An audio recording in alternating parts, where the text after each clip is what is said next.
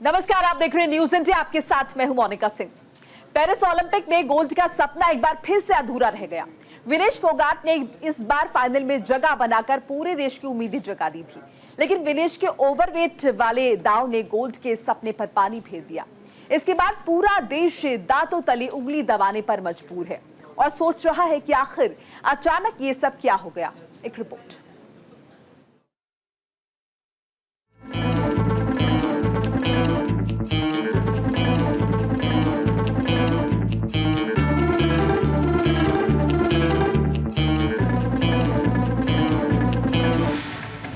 महिला रेसलिंग में गोल्ड पाने का सपना एक बार फिर टूट गया है। फाइनल में जगह बनाकर महिला रेसलर विनेश फोगाट ने इस बार गोल्ड की पक्की दावेदारी तय कर दी थी, लेकिन ऐन वक्त पर ओवरवेट ने खेल कर दिया। विनेश फोगाट के 100 ग्राम वजन ने ऐसा दाव लगाया कि वो सीधे बाहर हो गई। इसी के साथ महिला रेसलिंग में गोल्ड लाने का सपना धरा का धरा रह गया। ओवरवेट होने के चलते ओलंपिक महिला कुश्ती से भारतीय महिला रेसलर विनेश फोगाट को डिस्क्वालीफाई कर दिया गया है। इसी के साथ पेरिस ओलंपिक 2024 में विनेश फोगाट का सफर खत्म हो गया। भारतीय रेसलर विनेश फोगाट को तय कैटेगरी में ज्यादा वजन 100 ग्राम होने की वजह से पेरिस ओलंपिक से बाहर होना पड़ा है। विनेश 50 केजी की कैटेगरी में खेल रही थी। स्पर्धा के लिए विनेश का वजन 50 किलोग्राम होना अनिवार्य था। यूडब्ल्यूडब्ल्यू के नियमों और विनियमों के अनुसार सभी प्रतियोगिताओं के लिए संबंधित श्रेणी के लिए प्रत्येक सुबह वजन माप का आयोजन किया जाता है। अनुच्छेद 11 के अनुसार यदि कोई एथलीट वजन माप प्रथम अथवा द्वितीय में भाग नहीं लेता है अथवा असफल हो जाता है तो उसे प्रतियोगिता से बाहर कर दिया जाता है और बिना किसी रैंक के अंतिम स्थान पर रखा जाता है।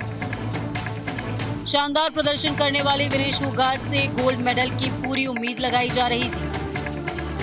अब उनके डिस्क्वालीफाई होने के बाद इस उम्मीद पर पानी फिर गया है। डिस्क्वालीफाई होने के बाद विनेश फोगाट फाइनल नहीं खेल सकेंगे। इसी के साथ उन्हें अब कोई मेडल भी नहीं मिलेगा। सबसे मुश्किल बात यह कि इस फैसले के खिलाफ अपील भी नहीं की जा सकती। आपको बता दें कि विनेश फोगाट पहली बार 50 किलोग्राम कैटेगरी में खेल रही थी। इससे पहले वो 53 किलोग्राम में खेलती थी। The IOA is taking every step to ensure that the morale of the contingent remain high. We are sure all Indians will stand with Vinesh and the entire Indian contingent. Vinesh Phogat Paris Olympic 2024 में gold पाने से सिर्फ कुछ घंटे दूर थी। पूरे event में जिस तरह से विनेश फोगाट ने प्रदर्शन किया उससे साफ था कि इस बार गोल्ड भारत की झोली में ही जाएगा। पेरिस ओलंपिक 2024 में विनेश शुरुआत से ही हावी नजर आई। सेमीफाइनल में विनेश ने 5-0 की बढ़त बनाई और अंत में उन्होंने 5-0 से मैच जीतकर फाइनल में जगह पक्की कर दी। लेकिन फाइनल शुरू होने से कुछ घंटे पहले समय का पहिया ऐसा घुमा कि सब कुछ विनेश के खिलाफ हो गया, जिसके दम पर विनेश फोगाट ने बुलंदियों को छुआ। उसने एक वक्त पर ऐसा पटका कि विनेश फोगाट चारों खाने चित हो गए और गोल्ड का सपना चकनाचूर हो गया। भारतीय ओलंपिक संघ यानी कि IOA ने बताया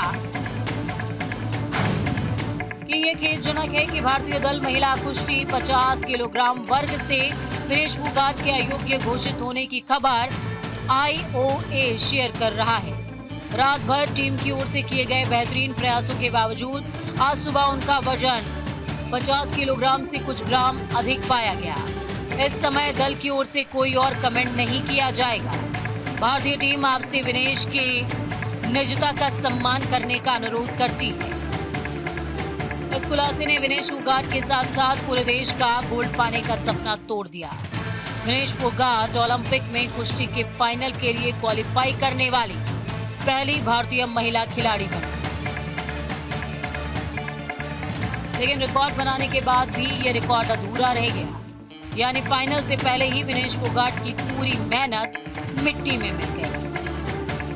बहुत अनफॉर्चुनेट है क्योंकि विनेश बहुत पास थी गोल्ड के और हमें लग रहा था कि गोल्ड जीतकर वो आएंगे भारत वापस। और पिछले कुछ दौर जो थे बहुत मुश्किल वाले थे उनके लिए भी, और जो हमने देखे हालात, जिन हालातों से वो गुजरी हैं और उस तरीके से गुजरना और उसके बाद यहाँ तक पहुँचना, फाइनल नहीं खेल पाना, ये मुझे लगता है कि बहुत ही गुर्दा चाहिए ऐसी चीज़ को पचाने के लिए। और पर मेरे लिए वो विजेता है, वो जीत के अब बहुत करीब थी बट खेल नहीं पा रही है फाइनल।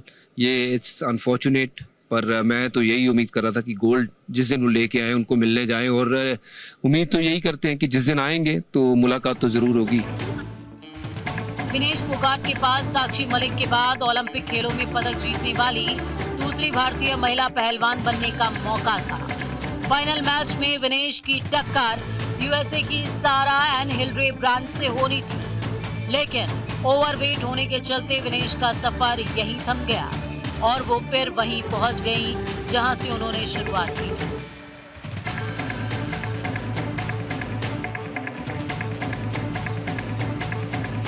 इस झटके के बाद विनेश को फिर से शून्य से शुरुआत करनी होगी। हालांकि पीएम मोदी ने सोशल मीडिया पर पोस्ट करते हुए विनेश फोगाट का हौसला बढ़ाया है। डिस्क्वालीफाई होने से टूटी विनेश फोगाट को फिर से पैरों पर खड़ा होना होगा और दुनिया को एक बार फिर दिखाना होगा कि वो दुनिया को जीतने का दम रखती है। आज नहीं तो कल वो गोल्ड जीतकर तिरंगा ऊंचा करेगी।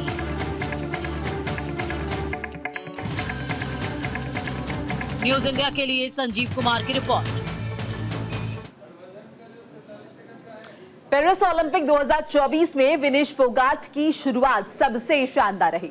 अपने पिछले दोनों रिकॉर्ड को तोड़ते हुए उन्होंने एक भी मैच इस दफा नहीं हारा। इस बार वो गोल्ड जीतने के इरादे के साथ ही पेरिस पहुंची थी। जिस तरह से इन्होंने अपने प्रतिद्वंदियों को शिकस्त दी थी, उससे ये पक्का था कि इस बार गोल्ड जो है भारत आएगा, लेकिन किस्मत ने पूरा पासा पलट दिया। गोल्ड की उम्मीद थी, वहीं ब्रॉन्ज भी हाथ नहीं आया है। एक रिपोर्ट देखिए।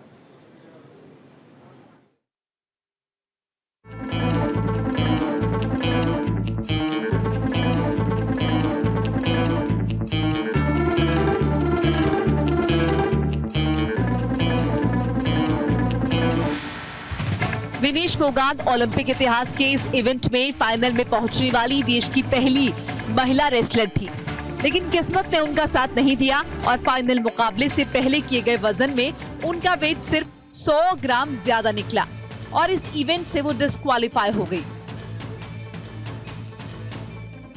विनेश को जब अयोग्य घोषित किया गया तो इस सदमे को सह नहीं पाई और उनका स्वास्थ्य खराब हो गया, जिसके बाद उन्हें अस्पताल में भर्ती करवाना पड़ा। इसके साथ ही विनेश लगातार तीसरे ओलंपिक में भी खाली हाथ रह गई। अपने तीसरे ओलंपिक में हिस्सा ले रही 29 साल की विनेश ने 6 अगस्त को अपने अभियान की शुरुआत की, जिसमें उनका आगाज ही धमाकेदार रहा। विनेश ने अपने पहले ही मैच में मौजूदा ओलंपिक और 4 बार की वर्ल्ड चैंपियन जापान की यूई सुसाकी को हराकर तहलका मचा दिया था। विनेश फोगाट से इस जीत की उम्मीद किसी ने नहीं की थी। दरअसल 25 साल की सुसाकी ने अपने 82 मैचेस के इंटरनेशनल करियर में कोई भी मुकाबला नहीं हारा था। ये उनकी पहली हार थी।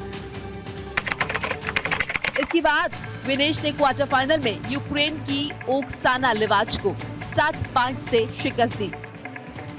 तो आज थी सारे देश की थी गोल्ड मेडल पर और नजदीक जाके वो तो डिस्क्वालीफाई हो गई। मैं तो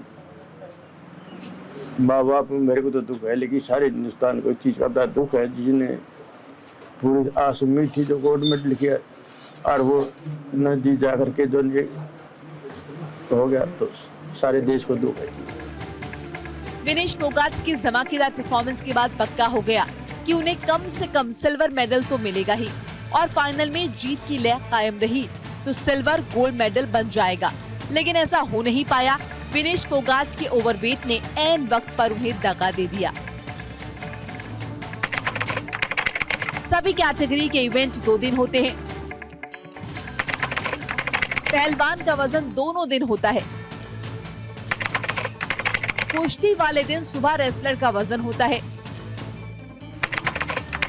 पहले दिन वजन के लिए 30 मिनट का वक्त होता है। पहले दिन 30 मिनट में कई दफा वजन चेक कर सकते हैं।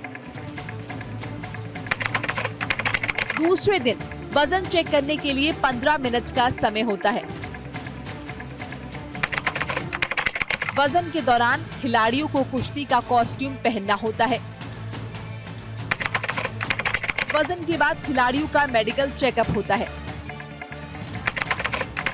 मेडिकल चेकअप के दौरान खिलाड़ियों के नाखून भी चेक किए जाते हैं। अगर बात करें ओलंपिक में विनेश फोगाट के परफॉर्मेंस की, 2016 के रियो ओलंपिक में चोट की वजह से बाहर हो गई। 2020 के टोक्यो ओलंपिक में क्वार्टर फाइनल में हार का मुंह देखना पड़ा। 2024 में पेरिस ओलंपिक में कोई मुकाबला नहीं हारी। विनेश फोगाट ने साल 2016 में पहली बार ओलंपिक में हिस्सा लिया था, जिसका आयोजन रियो डी जेनेरियो में किया गया था। अपने पहले ओलंपिक में विनेश 48 किलोग्राम भार वर्ग में उतरी और 10वें स्थान पर रही। पहले सीजन में वो देश के लिए कोई मेडल नहीं जीत पाई। वहीं दूसरी बार उन्होंने 2020 टोक्यो ओलंपिक में 53 किलो भार वर्ग में कुश्ती लड़ी, लेकिन उनका सफर इस बार 9वें स्थान पर रहते हुए खत्म हुआ। 2024 पेरिस ओलंपिक में फाइनल तक पहुंची, लेकिन किस्मत खराब होने की वजह से वो अयोग्य घोषित हो गई और जीता हुआ मेडल उन्होंने गंवा दिया। बहुत दुख की बात है जी, पूरे देश के लिए दुख की बात है और हमारे हल्के के लिए, इलाके के लिए, हरियाणा के लिए तो बहुत बड़ी दुख की बात है जी। देखो फाइनल मैच था, गोल्ड मेडल पक्का था देश का, और अब ये सिल्वर मेडल तो, और जो 3 भाई बाइट किए हैं इनको तो पक्का ही मिलना चाहिए। सिल्वर मेडल तो पक्का देना चाहिए, सरकार ने कोशिश करनी चाहिए। सुशील कुमार ने 2008 में ब्रॉन्ज जबकि 2012 में सिल्वर मेडल जीता। योगेश्वर दत्त ने ब्रॉन्ज मेडल 2012 में अपने नाम किया। साक्षी मलिक ने ब्रॉन्ज मेडल 2016 में जीता। 2020 में बजरंग पुनिया ने ब्रॉन्ज मेडल जीता। रवि दहिया ने 2020 में सिल्वर अपने नाम किया। इस बार 7 अगस्त का दिन कई मायनों में यादगार रहा। भारतीय महिला पहलवान विनेश फोगाट ने फाइनल में जगह बनाकर इतिहास रचा, लेकिन मैच से पहले ही उनको डिस्क्वालीफाई कर दिया गया। पहली बार किसी भारतीय पहलवान ने ओलंपिक फाइनल में जगह बनाई थी।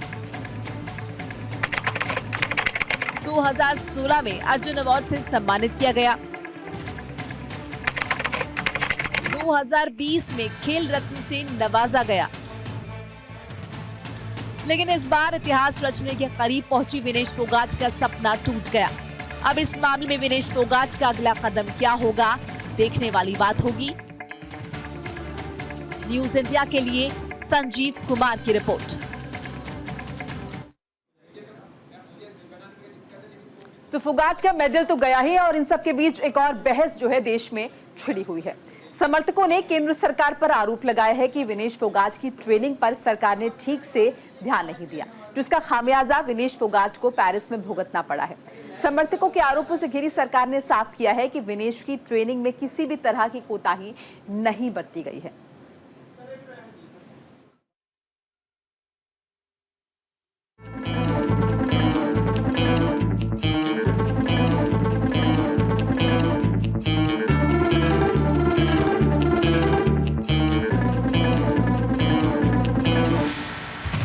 जब देश पेरिस ओलंपिक में पक्का गोल्ड खोने के गम में डूबा हुआ है, हर तरफ इसी की चर्चा हो रही है कि जो गोल्ड पक्का था तो फिर अचानक ऐसा क्या हुआ जिसकी वजह से भारत एक बार फिर कड़ी मेहनत के बावजूद गोल्ड से दूर हो गया।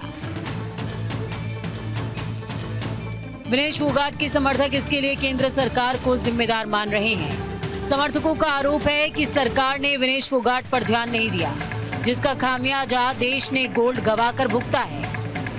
तो वहीं इन आरोपों के बाद केंद्रीय खेल मंत्री ने साफ किया कि सरकार ने विनेश की ट्रेनिंग को लेकर 70,45,000 रुपए खर्च किए। इतना ही नहीं, विनेश की ट्रेनिंग में कोई कमी न रहे, इसके लिए सरकार ने विनेश को ओलंपिक की तैयारी के लिए काफी मदद की। विनेश के लिए स्पेशल पर्सनल ट्रेनर नियुक्त किए गए। हंगरी के एक्सपर्ट कोच बोले रकोस को नियुक्त किया। फिजियो अश्विनी पाटिल की नियुक्ति की गई। Strength and conditioning expert sparring partner लगाए। विनेश के लिए पर्सनल स्टाफ नियुक्त किया। विनेश फोगाट को ट्रेनिंग के लिए विदेश भेजा गया। स्पेशन ने ग्रैंड फिनिक्स में भाग लेने के लिए वित्तीय सहायता दी। मैड्रिड में इंटरनेशनल ट्रेनिंग कैंप में शामिल होने के लिए अतिरिक्त मदद दी। उपकरण खरीदने के लिए भी सरकार ने आर्थिक मदद की। टारगेट ओलंपिक पोडियम स्कीम के तहत 53,35,746 रुपए की मदद दी। ACTC 17,10,029 रुपए की आर्थिक मदद दी गई। इन सबको पैसा सरकार की ओर से दिया गया। इनको पेरिस ओलंपिक चक्र के लिए कुल 70,45,775 की वित्तीय सहायता दी गई है, जिसका विवरण इस प्रकार है। स्पेन के ग्रेट पिक्स में भाग लेने के लिए वित्तीय सहायता, साथ ही 3 जुलाई से 13 जुलाई 2024 10 दिन तक मैड्रिड स्पेन के अंतर्राष्ट्रीय प्रशिक्षण शिविर के लिए अतिरिक्त वित्तीय सहायता। इसके अलावा फ्रांस के बुलोन-sur-mer में पूर्व ओलंपिक प्रशिक्षण शिविर के लिए अतिरिक्त सहायता की है।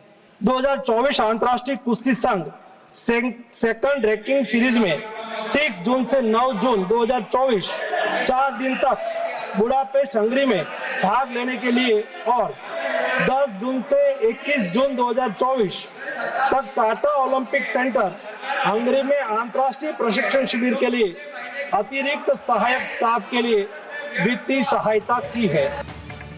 जबकि टोक्यो ओलंपिक में सरकार ने विनेश फोगाट पर कुल 1,66,57,089 रुपए खर्च किए, जिनमें से टारगेट ओलंपिक पोडियम स्कीम के तहत 1,13,98,224 रुपए की आर्थिक मदद दी, जबकि ACTC पर 52,58,865 रुपए खर्च किए। 2022 में बुल्गारिया में 23 दिन की ट्रेनिंग पर 5,44,754 रुपए खर्च किए। हंगरी में 2023 में 16 दिन की ट्रेनिंग पर 10,54,796 रुपए सरकार ने खर्च किए। रिहैब इक्विपमेंट्स खरीदने के लिए 5,28,087 रुपए की आर्थिक मदद दी। सरकार ने ये आंकड़े देश के सामने रखकर पूरी तस्वीर साफ कर दी है। साथ ही सरकार ने आलोचकों को करारा जवाब दिया है। इस बीच बात करें विनेश फोगाट के अचीवमेंट्स की। 2014 की कॉमनवेल्थ गेम्स में गोल्ड मेडल अपने नाम किया। 2014 के एशियन गेम्स में ब्रॉन्ज जीता। 2018 में कॉमनवेल्थ गेम्स में गोल्ड जीतने में कामयाब रही। 2018 के एशियन गेम्स में गोल्ड जीता। 2019 के वर्ल्ड चैंपियनशिप में ब्रॉन्ज अपने नाम किया। 2022 के वर्ल्ड चैंपियनशिप में ब्रॉन्ज जीतने में कामयाब रही। 2022 के कॉमनवेल्थ गेम्स में गोल्ड जीता।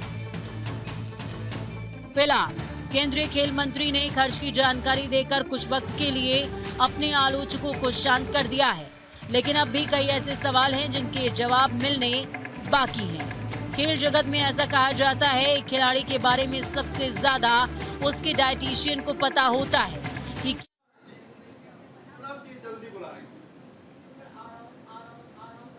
और इसी के साथ इस बुलेटिन में फिलहाल इतना ही। लगातार खबरों के लिए आप देखते रहिए न्यूज़ इंडिया। नमस्कार।